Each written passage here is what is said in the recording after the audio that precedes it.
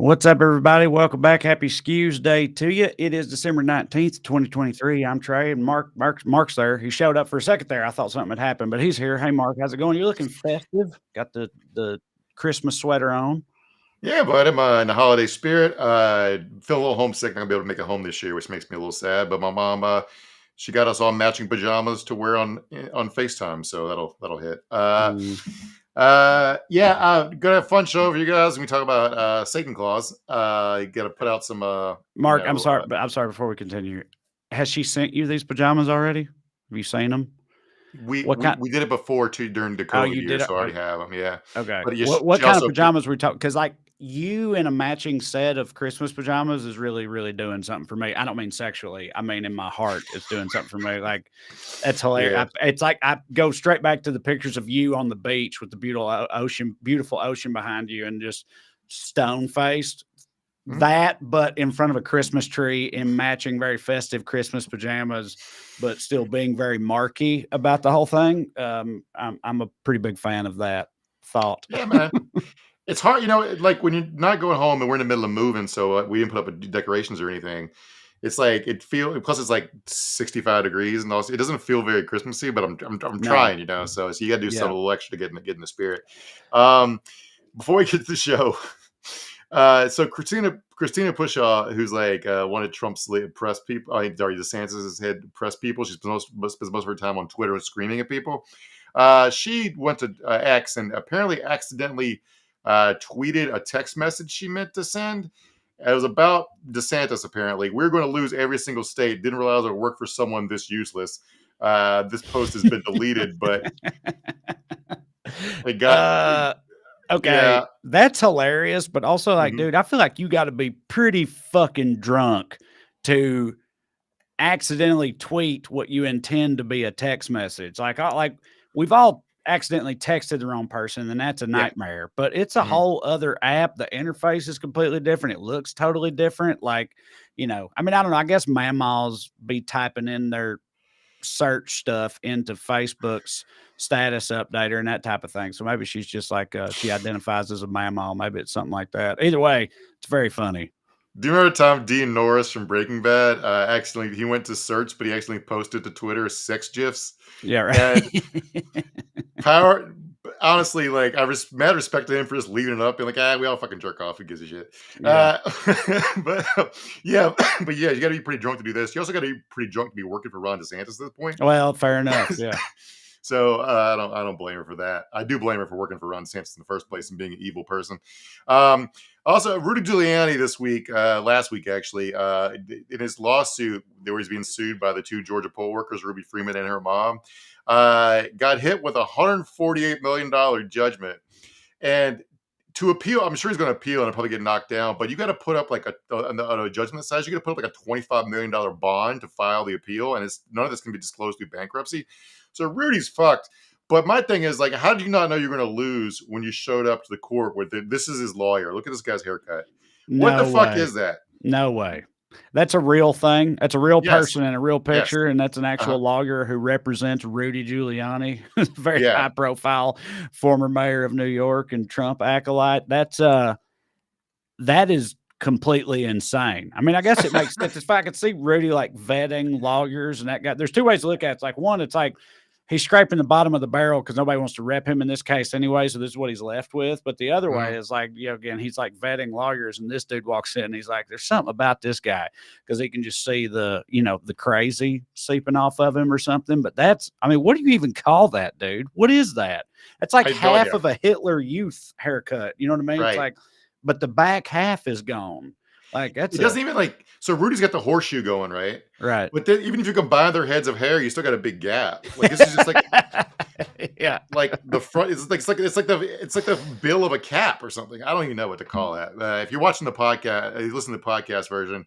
The guy's head's shaved except for basically what hangs over his forehead, except bigger than that, but not enough. I don't know if I can know how to describe it. Now, dude, medieval monks look at that dude and they're like, bro, I don't know about that. If I could get that together. So Giuliani, his accusations against these women for like stuffing ballots in their pockets or whatever he said they were doing that they weren't absolutely weren't doing. They got like death threats, harassed out of their house. Remember, Kanye's former PR person showed up at their house and told them that they should air quote confess or they'd be killed, basically. So $140 million. They still can't go back to their old lives. At least they can have some better. They afford to start new lives after they change their names. Maybe move to a country without Trump supporters. But like, so Giuliani went out on the courtroom steps and said that he was absolutely right and he was railroaded and the election was stolen.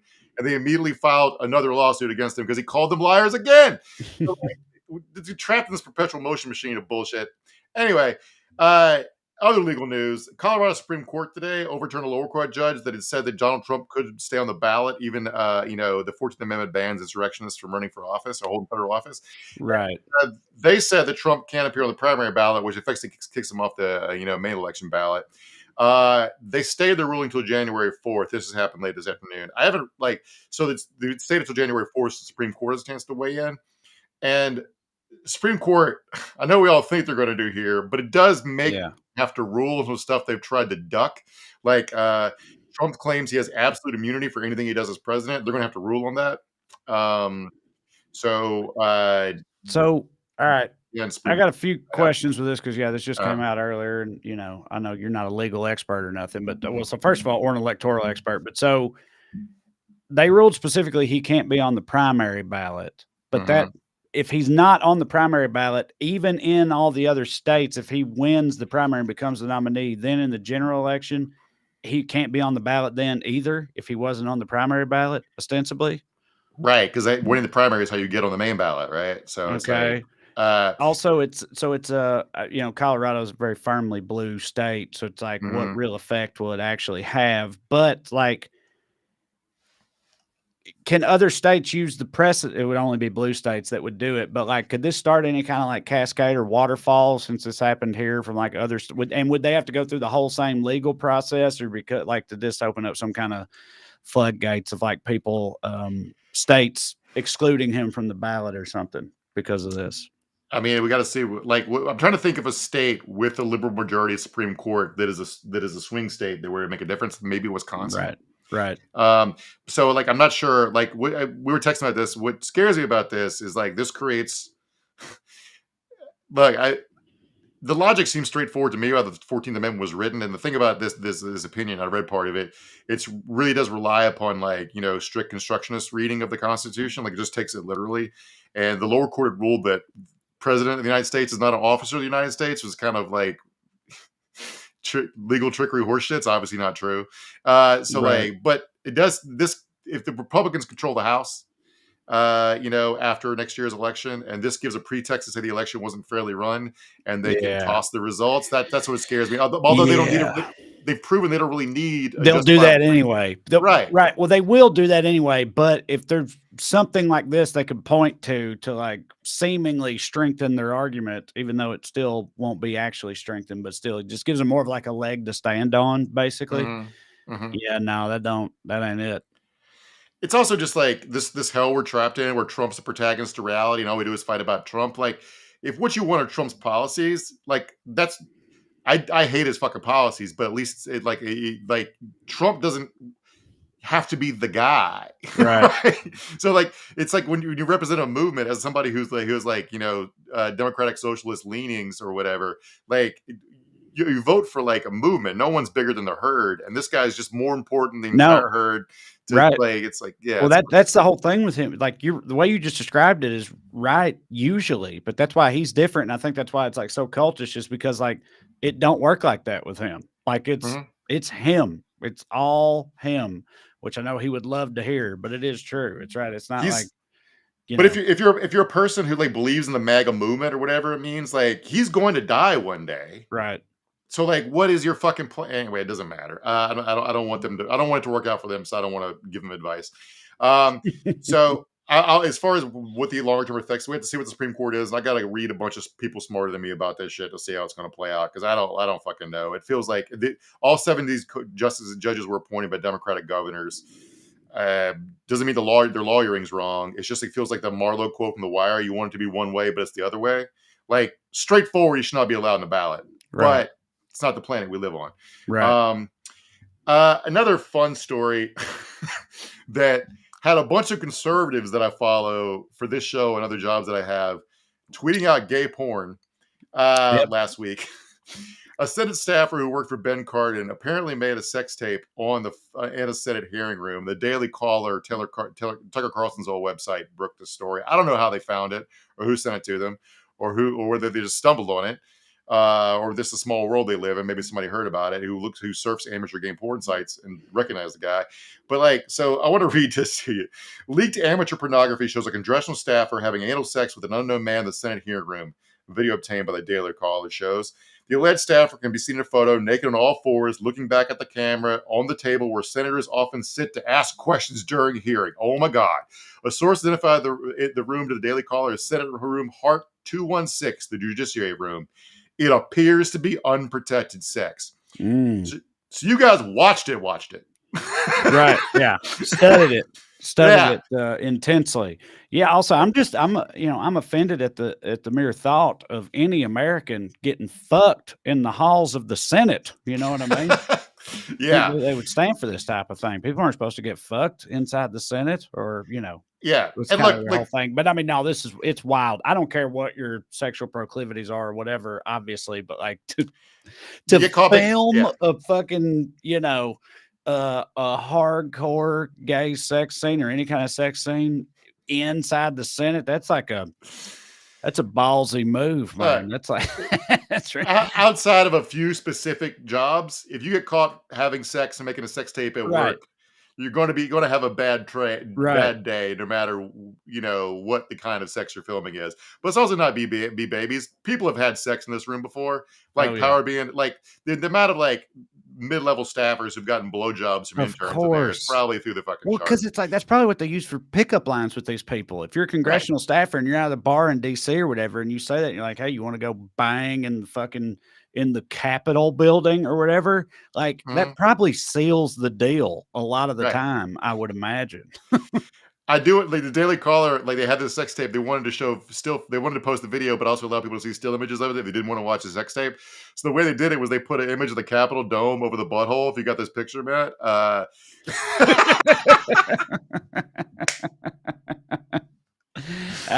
Tastefully done by the Daily Caller. Wonder if they batted around a few different things. You know what I mean? Like the Capitol dome, George Washington's profile, Statue of Liberty. What do you think? The Washington Monument would have been the best choice. But I don't know if you get the kind of coverage out of that you need. You know what I mean? Yeah. It's kind of slender.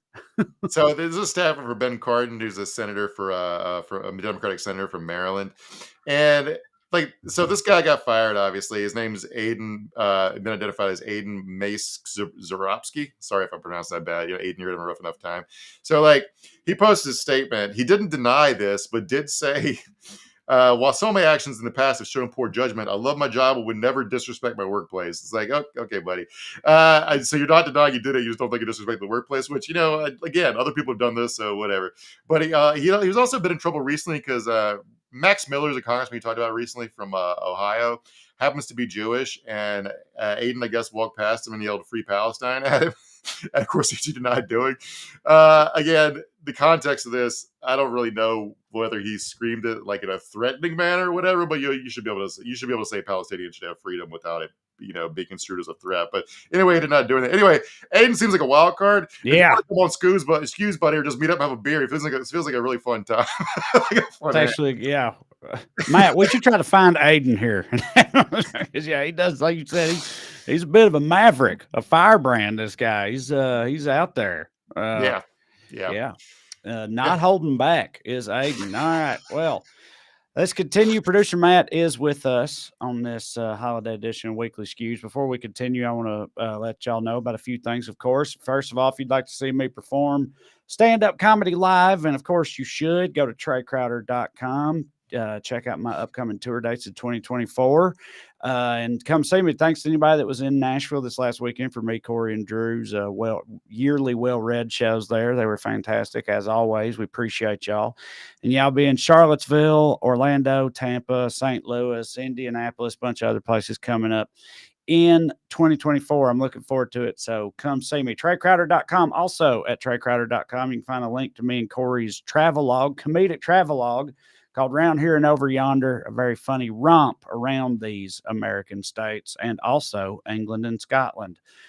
Also, if you enjoy this program and would like to show your support, you can do so by signing up on Patreon. You go to weeklyskews.com/more, or just go on Patreon and look for my name, search for my name. Either way works. Sign up on there. $5 a month gets you access to full-length bonus episodes. We're in the midst of another Q&A right now.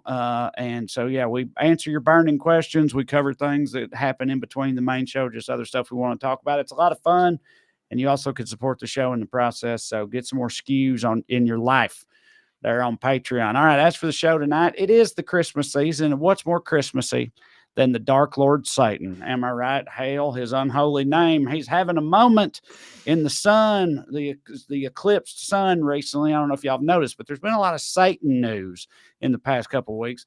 And we're going to talk about it a little bit later, being as festive as we can be. But before we get to all that, though, we will begin, of course, with the Daily Dumbass. Matt, graphic, please.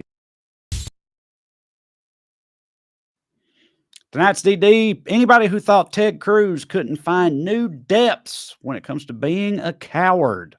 Listen to this. Senator, are you supportive of the Texas Supreme Court's ruling in the Kate Cox case that prevented her from getting an abortion after she learned her fetus was not viable? Just call her press office. I actually have for 2 days now, and I still haven't received an answer. Thank you. Thank you. All right, I'm out.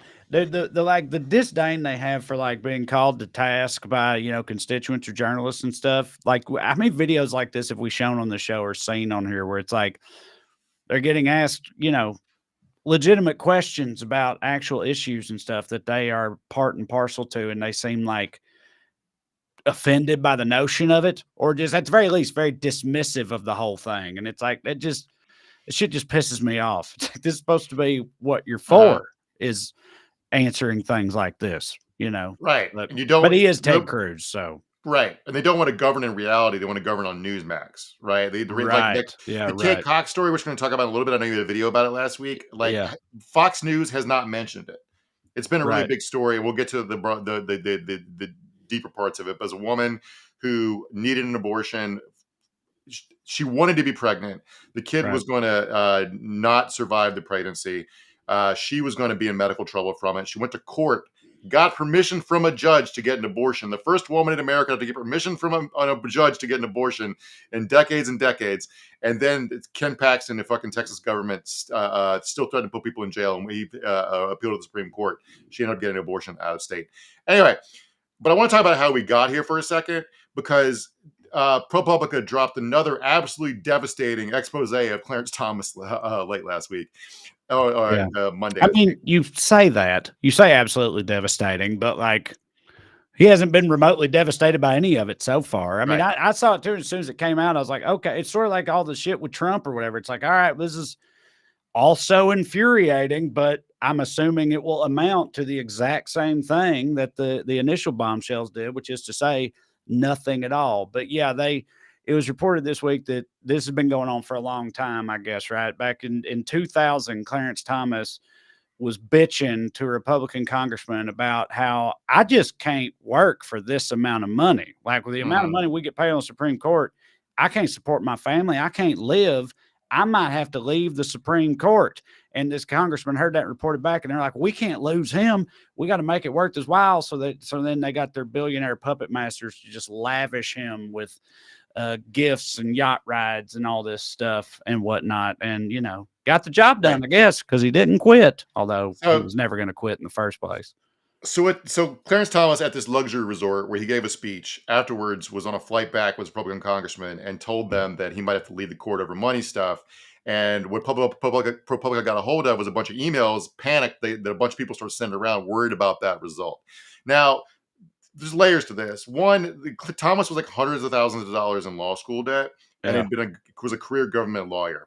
Now, the thing about that is, I agree it sucks that you graduate from medical school or law school with so much fucking debt you can't You're forced to choose the most Right. evil corporate job possible to pay back that debt. That's end up working for like a big law firm defending the rights of Hershey's to have child slaves. All right. Yeah. It ought not be that way, but Clarence Right. Thomas also was on the side that voted that kids couldn't have Right. college debt relief. All I right. kind of, well, what do you think about, like, part of me thinks that they should, all of them, all Supreme Court justices, liberal and conservative alike, maybe should be paid significantly more than they are, exactly because of circumstance. Now, I know greed knows no bounds, so it doesn't matter Right. how much you got, you still want more. But I'm saying, so they're not susceptible to like these Mhm. kind of overtures from billionaires and shit. I mean, but yeah, I mean, they will be anyway. But like, the Right. idea being, if they were paid a shitload of money, they wouldn't be vulnerable financially to nefarious interest or whatever, which is what you'd think you'd Right. want for Supreme Court justices. But again, I know if some It's billionaire also says you want to go on a super yacht, you're probably going to Mhm. say yes, no matter how much you're making either way, so Right. they still would be this way.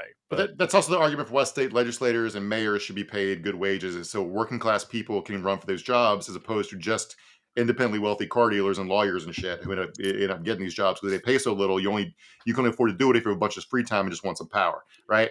So, Right. but if you want to look at the dollar effects, like in $2,000, he was making about the equivalent of $300,000 a year.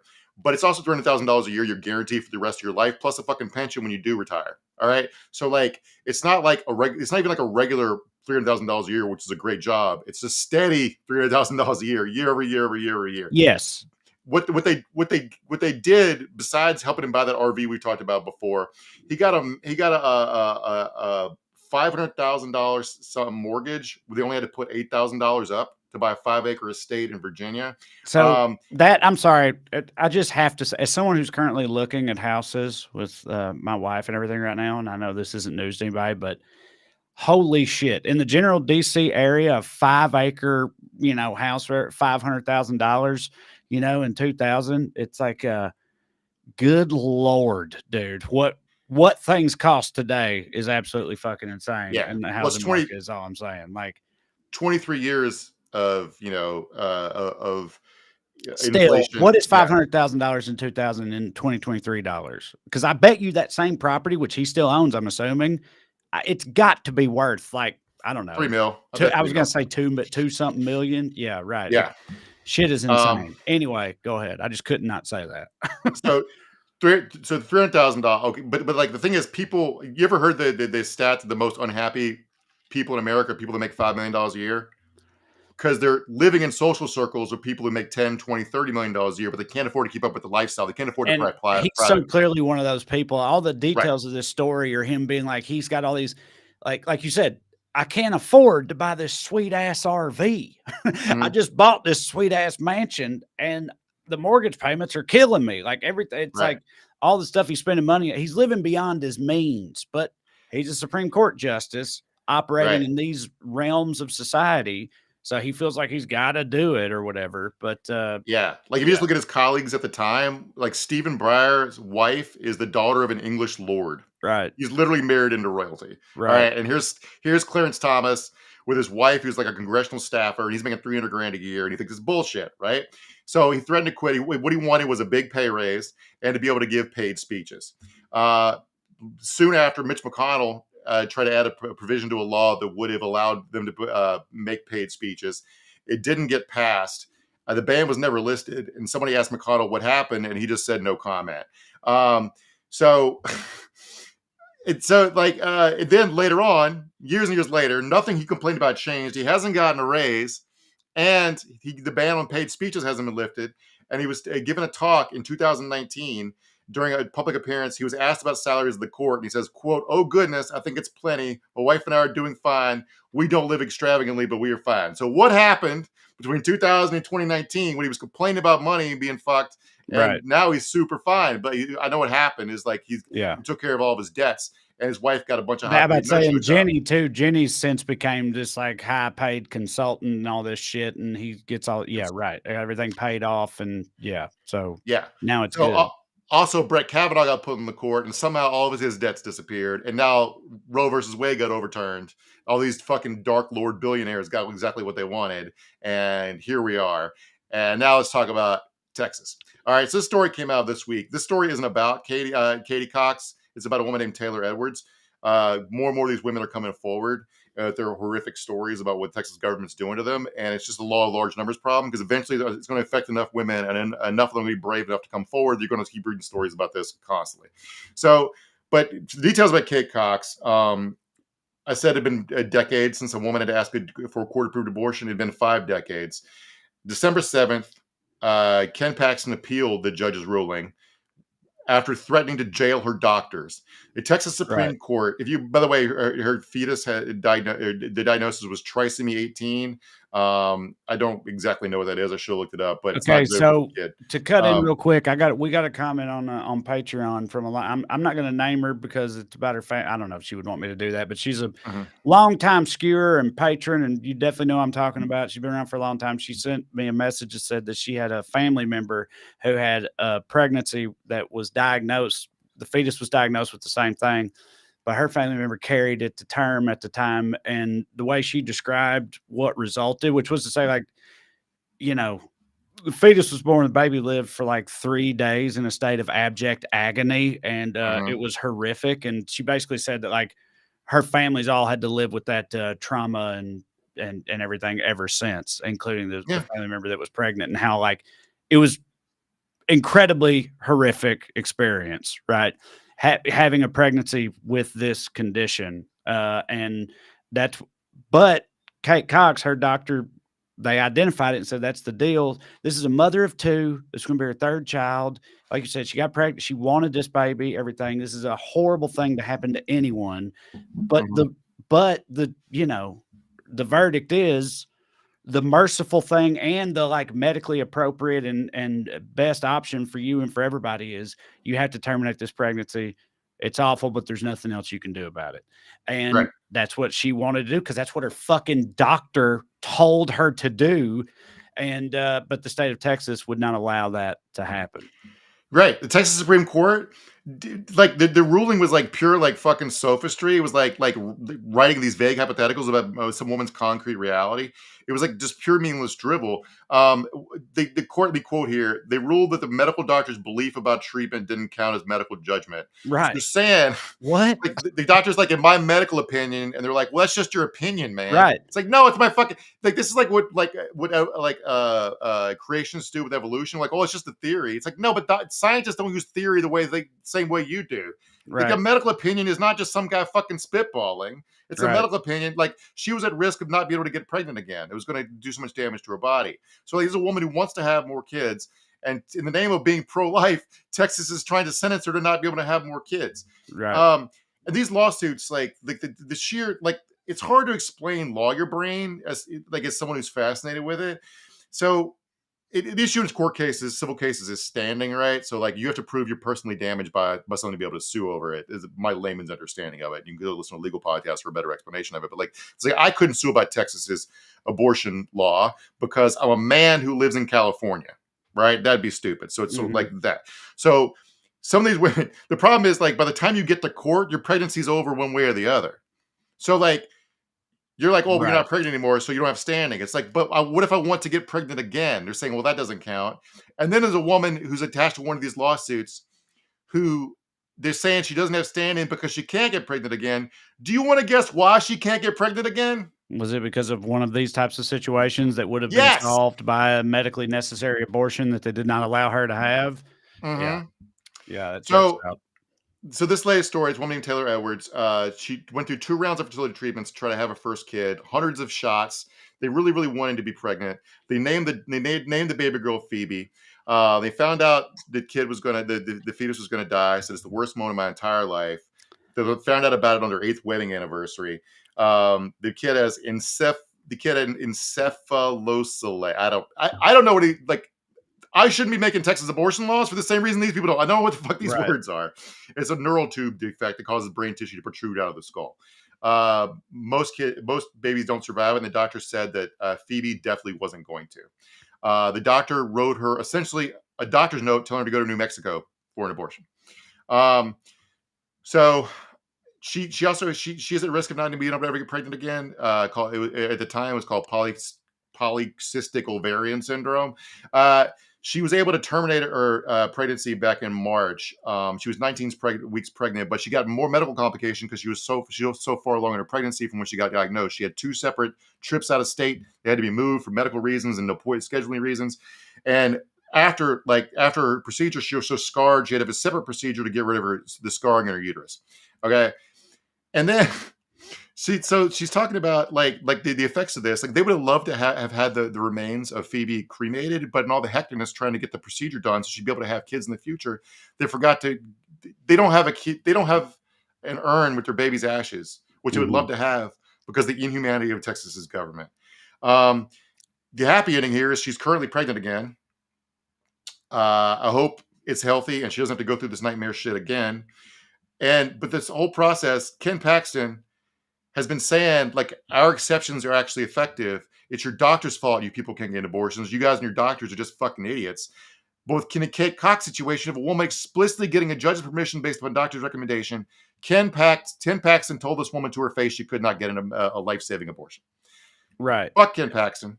And these people just like tell themselves, like, I saw whatever, I don't know, one like a national pro-life group tweeted when the whole Kate Cox thing was going on. They like celebrated the judgment because they were like, yes, but because we need to explore possible life affirming options, even for fetuses with complications or disabilities or whatever. Like, this is important, that type of, we can't just, kill them is basically what they're saying. It's like, there is no life to affirm here. I don't know what else to tell you. Like, it's just, the decision's already been made by the goddamn universe. It is what it is. You're not helping anybody. In fact, all you're doing is really, really, really hurting actual adult living human people, good tax-paying Texas fucking mothers, mothers of 2 or whatever, just because that's your, your ideology ostensibly or whatever.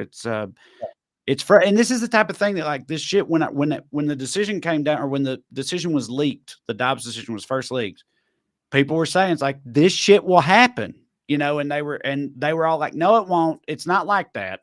We're just trying to prevent wanton infant murder or whatever, which is of course ridiculous, but they were like framing it that way and being like, it's not going to go, it won't be like that. That's all just alarmist or whatever. But it's like, these are real people this shit is really happening to now. And it's exactly 100% because of this decision. People's lives are being ruined. Women will die. People, like, it's all real. It's all real. And it's because of that one decision. And yeah. And I have no idea how this plays out, but because nothing's new under the sun, Ireland already lived through this. And back in 2012, was a woman named Savita Halaponavar. Sorry to everybody from South Asia for butchering that. She was a dentist married to an engineer in Ireland. They were expecting their first child. She was excited about the kid, had her baby shower and all that shit, and she got really sick. The fetal membranes were bulging, and her 17-year-old week-old fetus would not survive. She ended up dying of sepsis because abortion was illegal in Ireland. And then there was so much outrage over it that very Catholic Ireland, although they are pretty left-wing, but very Catholic Ireland, legalized abortion in a ballot referendum in 2018. The Catholic Church was taking so much heat over this. The Catholic Church came out and said, the church has never taught that the life of an unborn child takes precedence over the mother. Republicans in Texas on abortion are to the right of the Irish Catholic Church. This is sort of like there was a mass shooting in Australia, right, in like the 90s or whatever. And then when that happened, and it prompted a response in the country. The whole country was like, well, that's horrific. We got to do something about that. And same thing with Ireland here. This case happened, like it happened. People saw it play out and they're like, well, that's inexcusable. That can't be allowed to happen anymore. This justifies systemic change. Right. But just like with America and guns, the first time around, it'll probably be the same way here with this story. I mean, at least on the right wing, as long as they're in power, it's not going to matter. Like, people are just gonna be like, well, fuck it. Whatever. Didn't happen to me. And my opinions are still more important than these actual human beings that this is affecting.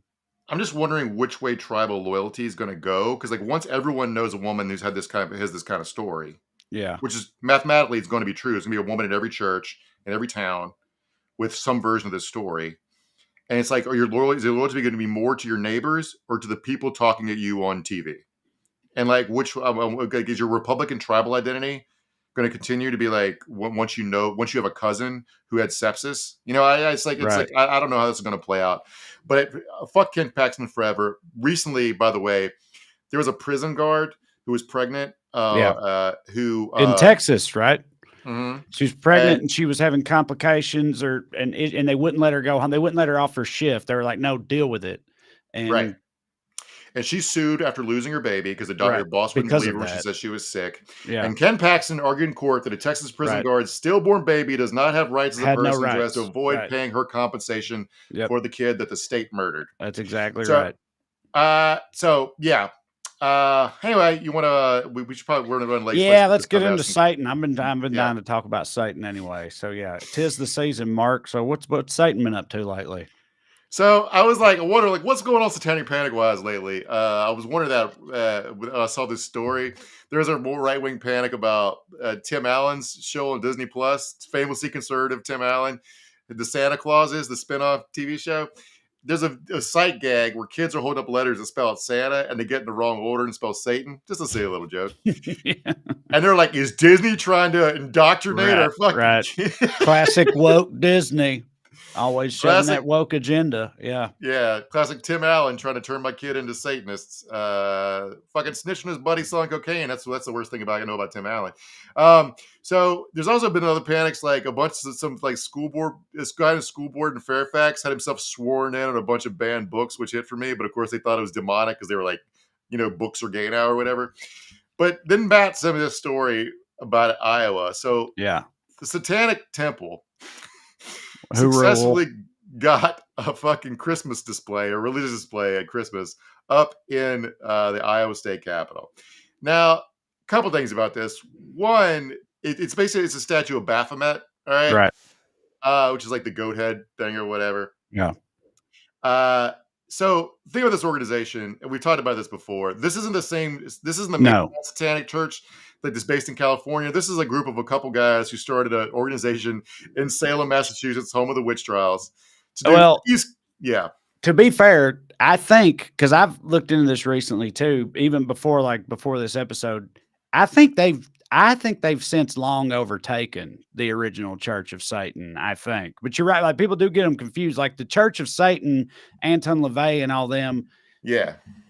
Satan ain't real, whatever. They're still not what people think they are, but they are kind of assholes. If you look into them, they're sort of like hedonist and just do whatever feels good and all this shit and fuck other people. All that matters is your own pleasure type of shit. And they don't hit. But the Satanic Temple, though, right, they do hit. And their whole thing is about empathy and justice and illustrating the inherent hypocrisies in the American system, especially when it comes to like freedom of speech and freedom of religion and things like that. And that's their whole deal and message. And they're pretty great. And they've gained some, they've made some headway in recent years. They've done If you take the goat head off their t-shirts and looked at the list of like activities they do, you'd be like, well, this is like the Boy Scouts. Right? Exactly. Yes. Right. So if you wanted to, so they're founded in 2013 by two guys who gave themselves the name Lucian Greaves and Malcolm. Like they gave themselves vampire names, Lucian Greaves and Malcolm Jari. Luke Greaves' real name is Doug Mesner, so I would see why he changed it to Lucian Greaves. Yeah. So like they always point they don't believe in Satan, but they consider the concept to be a mythical framework that encourages people to question authority and follow the best available evidence. Satan, he said, is the embodiment of the ultimate rebel against tyranny. Now, that's one way to see it, I guess. So I think it's just, I think like to call these people trolls diminishes the important work I genuinely believe that they do. But I still think an element of it is like trolling, which is very important. And I think that is really why they picked Satan and why Satan is an important part of it. I think if they were just like the fucking Doug Mesner Organization for Empathy and Justice or whatever, no one would know or care about them at all. Do you know what I mean? Mhm. But being the Satanic Temple, but fighting for these just causes, it's a perfect alchemy of like outrage and clickbait and getting people's attention and eyes on it. And I just think it's very effective. I think it was pretty ingenious of these guys. Like they don't believe in Satan whatsoever, but they know what they're doing. And I Right. think that they're on to something. Like clearly they are. Like it's effective, I think. They clearly would not get any press if not for Right. Baphomet. Exactly. Right. Right. So like, Yes. but like and also trolling is important to note. You know, like, well, like my sister would be like complaining, "Mom, Mark's chasing me." Like, well, he can't chase you if you don't run, right? It's like Mhm. trolling is often about someone's response. It's more about you don't Yes. have to fall for a troll, So true. So true. right? I do, bro. I get so many trolls all the time, Mhm. but you don't feed them. Don't feed the trolls. But in Right. this, if the Satanic Temple's the trolls, they stay getting fed, dude. Christians can't Right. help it. And that's the whole point. You know, like they're like so I- like- easily roped in. It's like our group threads. It's the way Corey is, you know, which is Yeah. inside baseball. But like we all know So Corey's defensive. very easy to get going and get Yeah. riled up, and we do it for fun. That's Mhm. sort of how Christians are. Yeah, like in that, this that guy in the country. picture, the caption of the picture says he's sitting there just praying over and over again in Latin, like to protest the statue. Apparently, I guess from a Catholic point of view, but there's nothing more satanic ritual to me than saying Latin phrases over and over again in front of a goat Yeah. statue. Yeah. So like, but going back to your point about how they're like about how they know what they're doing, and it's not like it's not really even trolling isn't really even their goal. It says this is what religious liberty is. This is Right. what free expression looks like. It doesn't have to be painful if we understand its value. We should look at this with some pride. I looked at it, I was like, yes, this is American and as a flag being raised over Iwo Jima. It's like people being annoyed by a satanic statue in a state capitol and just sitting there being normal. And like this was in response to a nativity scene being put up, and I do want to say, like, even like the people of Iowa were mostly sane about this. Like a bunch of state legislators, conservatives, said the appropriate, correct thing. Kim Reynolds is like, well, the response to speech is more speech, and she said some Christian centric stuff in response to it, which wasn't great. But her overall point of view was like, yeah, the statue gets to stay up. So like everyone was mostly normal about it, except one guy got arrested for beheading the Baphomet statue.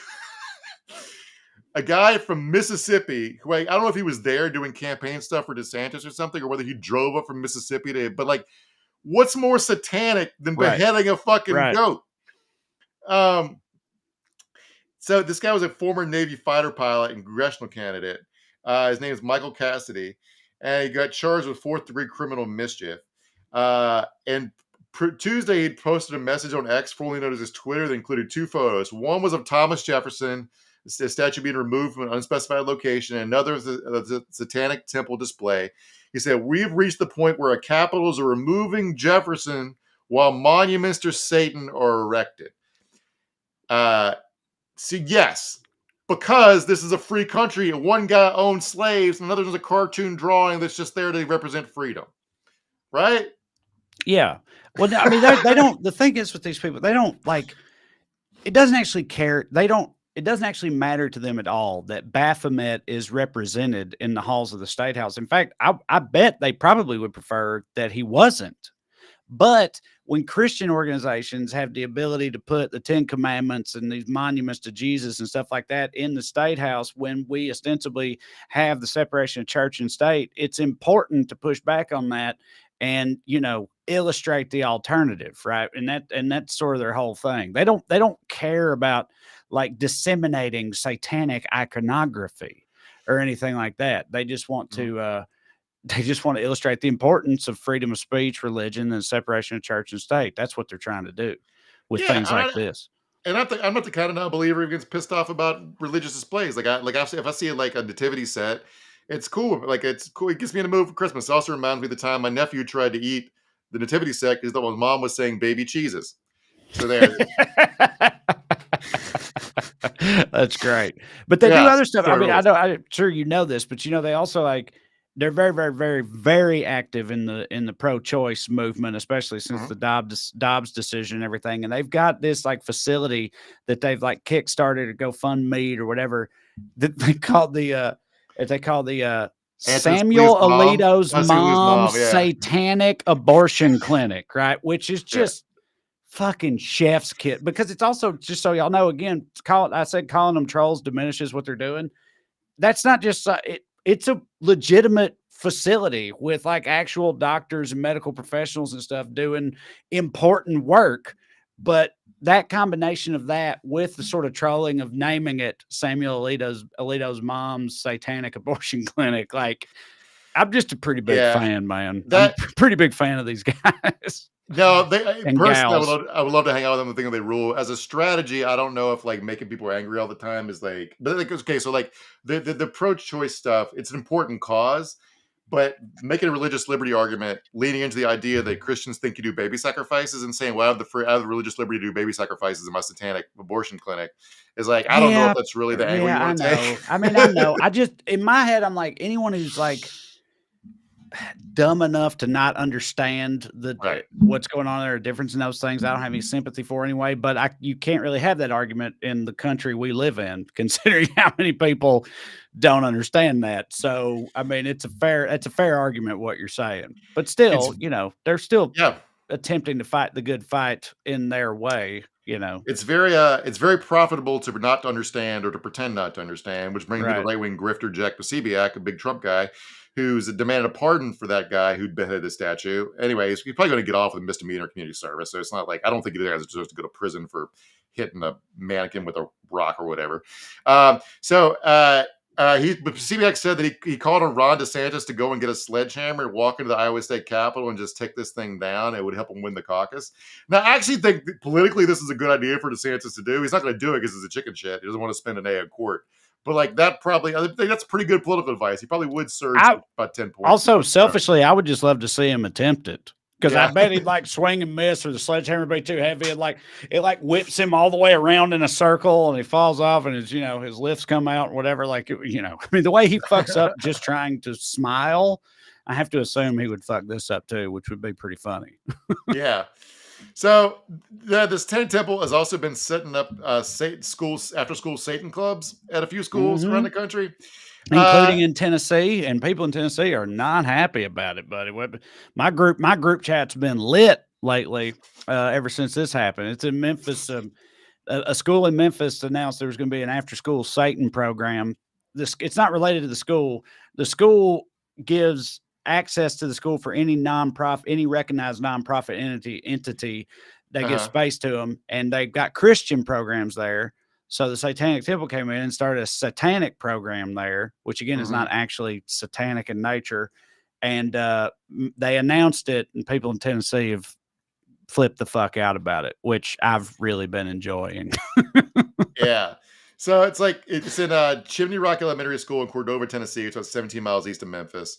They announced themselves by handing out flyers and said, "Hey kids," that ran against the backdrop of colored pencils. "Let's have fun at After School Satan Club." Yeah. So if you wonder what you do at After School Satan Club, now it's an after school club. It's for fucking nerds. All right. Right. I'm not staying after school for nothing. I'm getting the fuck out of there. All right. Oh, I love that. That's great. So, that's a very marked position, but I'm with it. That was good. Yeah. They basically stay after school. It's an alternative hangout program for kids who want to join after school club but don't want to join the religious club, like the Good News Club is the one they pointed out. They play puzzles and games, do science projects, nature activities, and community service projects. It's like they make paper mache heads and stuff. Right. Well, it's like you said earlier, if you just remove Satan from it, it seems like the Boy Scouts or whatever. That's all they're doing. Mm-hmm. That's all any of it is. But it's also there. But it's also like, I don't need my sons to be in an after school program, but like if I was in a school in Tennessee where the only after school programs were Christian, I would not send my sons to it. If I needed an after school like childcare, after school childcare, I'd be like, well, I guess I'm gonna get a fucking a part-time babysitter or something. I don't know what I'm gonna do. And if a secular option arose, including one that said, yeah, after school Satan Club, I'd be like, thank the fake Lord for this. This is great. Cause it's like, but that's the type of thing that always pisses me off about it. It's like they lose their minds over this. And it's like, oh, this is unacceptable. And they never give any thought to like people who aren't believers like them, you know what I mean, whose Mhm. kids, they're talking about indoctrinating kids. And it's like, if someone who grew up in the South and had kids in the South for a long time and may again in the near future, I worry about them them being indoctrinated all the time into fucking hardcore Christianity, right? But Uh-huh. but they don't see how it is the same thing, and that's the Satanic Temple's whole purpose, is to attempt to illustrate these are the same thing, right? But they don't see it that way. Well, indoctrination is a funny thing. Like, it definitely works, obviously, but also me and Corey and Drew grew up in a I church. know, and, I yeah, know. I mean, yeah, that's what I always say to people. Always expect that to be the case for me too. Like whenever they uh, ask me about it, they're always surprised to hear that I wasn't like that at all. But I always tell them, it's like most of my friends who are like me, meaning like rural Southerners who are progressive and a-religious and all this stuff, they mostly grew up in the church. And also, I don't know about you, but Corey and Drew I don't know if credit's the right word, but credit the church with being the way they are, meaning like growing up in the church drove them away from being churchy, basically. yeah. Once you see, like this isn't my experience, but I've heard the stories from people. Like, once you see the hypocrisy and the meanness. Now, Right. mom's church family is nice and wonderful. So Yeah. that wasn't my experience. Mine was just sort of like, when I was 6, they tried to tell me that Noah put 2 of every animal on a boat. I was like, this is, you literally put them on a boat? I'm like, yeah, literally. I'm like, okay, we're running out of the clock here. This is dumb. So, so the after school program, they're only in 4 schools, and there are only 4 after school Satan clubs in the entire country: California, Ohio, Connecticut, Pennsylvania, and maybe this new one it's coming in Tennessee. All right, now, so that makes 5. They say they only go to schools where parents have requested them. Mm-hmm. The thing is, no one can confirm that, because the parents who request the Satan Club don't come forward after they request Satan Club. For fairly obvious reasons. I'm about to say, I mean, I get it, dude. If you're on the PTA or you got kids in that school, you know what I mean? You're active in that community and school and stuff, especially in Tennessee, not wanting to broadcast yourself as a Satanist. Now, I mean, I would do it because I already broadcast myself as a Satanist. Like everybody, but that upsets me sometimes thinking about that. Like if we lived in Tennessee, you know what I mean? Like, everyone would know that about me. Like my son's classmates would know that their parents would be talking about how I'm a, devil worshiping queer or whatever. Like, I think about that type of shit. So I understand where people are coming from, but I'm way too far gone already, obviously. So A Pennsylvania school district tried to push back against their after-school Satan Club and not let them have access to school facilities, and they just lost a lawsuit from the ACLU, $200,000. So they just funded the Satan Club, and it's like, thanks for the free money, we'll put it towards Satan stuff, and so. Like, you have to do this. You've seen the fucking news. You can't kick the Satan Club out. You could just go talk to them and realize they don't believe in Satan, and they're just trying to annoy you and not be annoyed. But like, when I say I have mixed feelings about the efficacy of stuff like this, here's TV news coverage of a protest, and this is funny as shit, but also I feel sad. This lady is so upset. Hit play, Matt.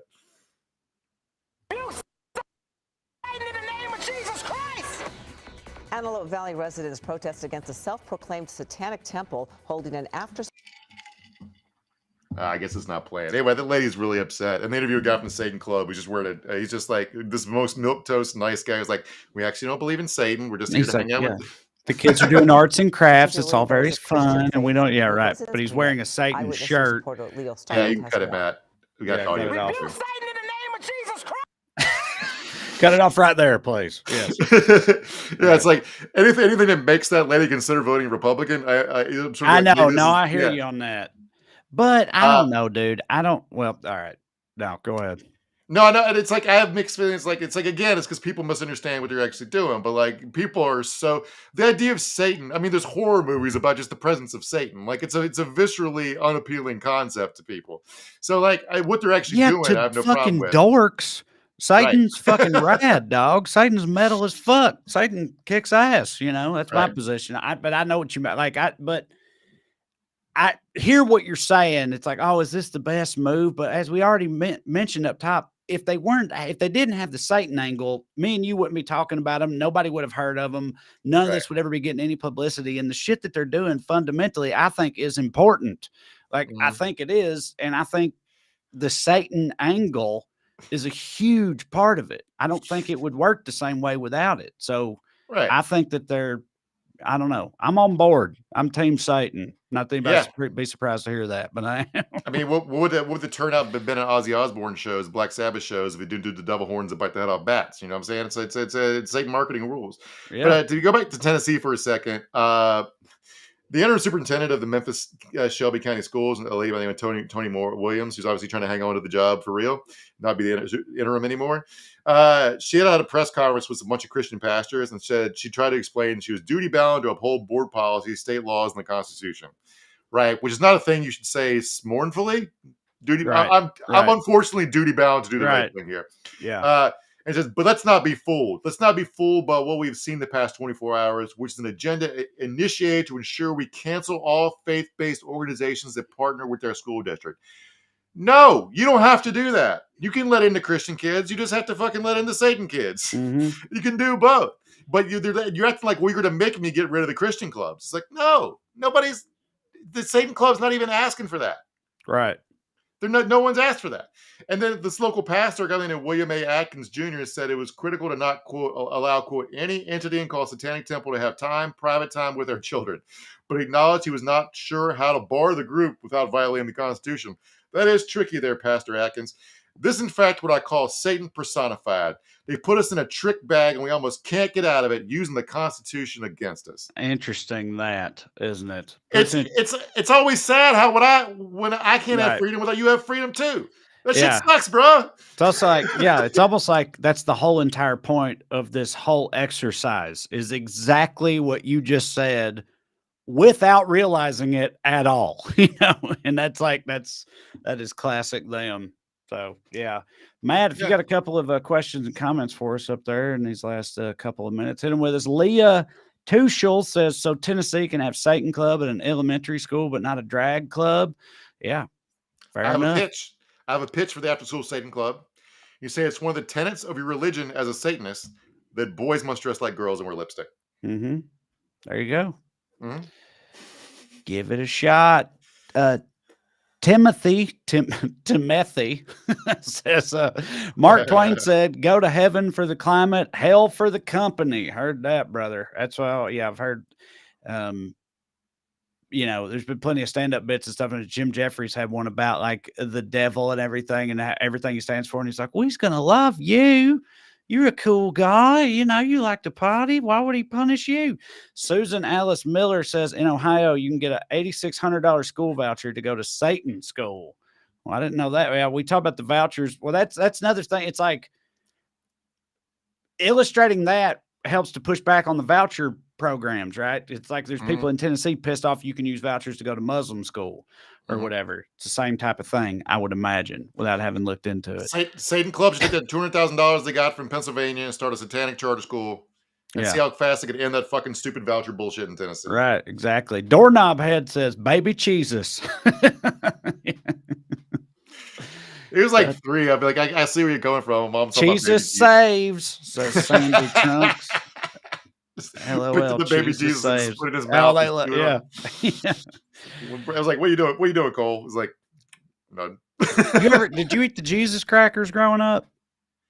I grew up in the church, so we did. So Southern Baptists, we don't do communion every week like Catholics do. It's like quarterly, and there'd be like a little like a crouton or some shit and grape juice. We didn't use actual wine. Just wondered about those Jesus crackers. I assume they don't hit, but I'm a pretty big cracker fan, actually. Can we see Mark shirt, please? Asked Lori Fole. I bought it offline. Remember the Crying Jordan meme was a big thing a couple years ago? Yeah. I saw that, and I had a couple whiskeys, and I was like, this is a purchase I must have. It's the Crying Jordan meme and a Santa hat. It's my only Christmas sweater, so I had to get it. And a Santa hat. Yeah. Huh. Thank you, Debbie Lynn. Debbie Lynn Robinson is back once again to remind us all to hit that like button, everybody. Hit that like button, smash it, smash the subscribe button, all that stuff. Leave us a 5-star review on the Apple shit and whatnot. And, tell your friends. We appreciate it. All right. Okay. So actually, I nearly didn't do this. This has been the case every year, I believe. This is no different, but I'm just reminding y'all that next week, the week between Christmas and New Year's, we'll be doing holiday stuff. I will be in rural Tennessee at my in-laws' house or whatever. And next week, like I believe every such week since we started doing this, there will not be a Skews episode next week, just so y'all know. But we will be back in the new year with more Skewsing for y'all. So you enjoy your holiday, your Christmas at home, and we'll see y'all in 2024. You got anything for them, Mark? No, we decided to give you guys a break and not ruin your day after Christmas by telling you some horrors of the world. Yeah, exactly. Did seem prudent of us. But yeah, go to TreyCrowder.com, check out my dates and whatnot. Go to weeklyskews.com/more or Patreon and search for my name to support the show. And other than that, I got Matt going double time here. Other than that, just enjoy your holidays and we'll see you in 2024. So you love